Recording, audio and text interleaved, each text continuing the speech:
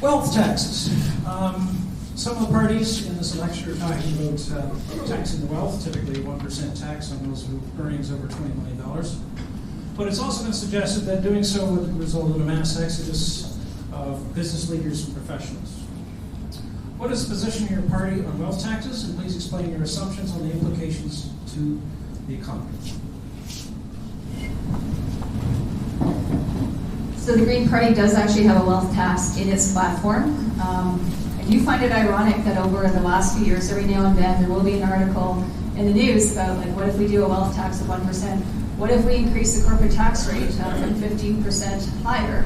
And the assumption is, oh, companies will leave the country and, oh, wealthy individuals will leave the country. What about the rest of us who are paying income tax rates of 30%, 40%, 48%? Nobody's ever asking, well, are we going to leave the country? So right now, it seems that there's a certain assumption that the rest of us are just chumps and we're going to keep on paying the taxes and expect for some people to get a free ride. Now, the problem is for people who are very wealthy, yes, there's a risk that some may leave the country. But on the other hand, I'm pretty confident that Mark Carney would agree with me, and he may have said this already, but he said about the large corporations that pay a low tax rate of 15%. He said the problem with large companies is that most of the money is dead money. It does not go back into the economy, it just basically sits there. And by the same token, when an individual is so wealthy that they have $20 million or more in assets and resources, much of that money is going to be dead money. Unlike most of us where, apparently it's 50% of Canadians are living within $200. Like after they pay their bills, they have $200 left. That's it.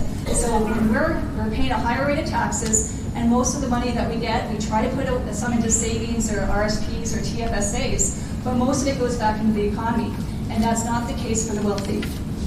So right now I'd argue that we want to have some very robust plans, right? And maybe one of the reasons I was asking earlier, why don't we have pharmacare? Why don't we have childcare? Why don't we have free post-secondary education? Why don't we have affordable housing?